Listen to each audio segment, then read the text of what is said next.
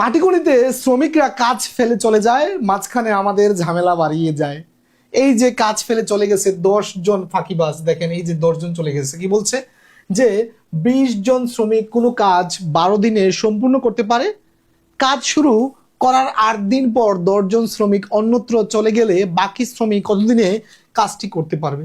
এই 10 জন যদি না যেত তাহলে 20 জনে 12 দিনে শেষ করে দিত, আমাদের ঝামেলা শেষ দাদু ভাই।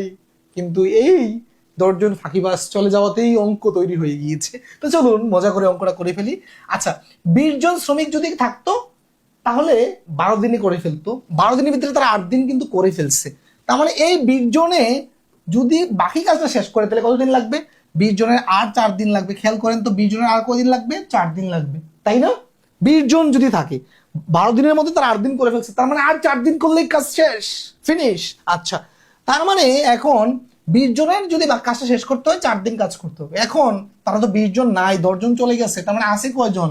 আছে হচ্ছে মাত্র 10 জন। আচ্ছা, এখন খেয়াল করেন 20 জনে করতে সময় লাগে কয়দিন? 4 দিন।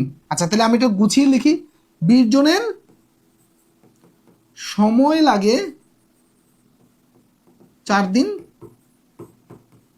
তাহলে একজনে যদি কাজটি করতে চায়, একজনই করতে চাইলে সময়টা কি দাদু ভাই কম লাগবে না বেশি লাগবে? অবশ্যই বেশি লাগবে। 20 জনে একটা কাজ করে 4 দিনে, আপনি একজনে দিয়া কাজটা করাবেন, 4 দিনে পারবে? অবশ্যই বেশি দিন লাগবে। বেশি দিন লাগলে হচ্ছে কি গুণ 4 × 20 দিন।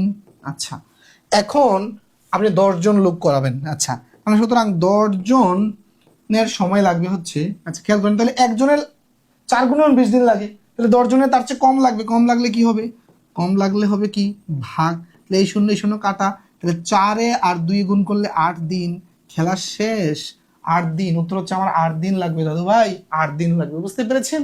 এইভাবে যদি মজা করে বেসিক থেকে ফিল করে অঙ্ক শিখতে চান তাহলে আমাদের সাথে থাকুন, আমাদের পেজে ফলো দিয়ে রাখুন। কোর্স করতে চাইলে ইনবক্স করুন। আল্লাহ হাফিজ।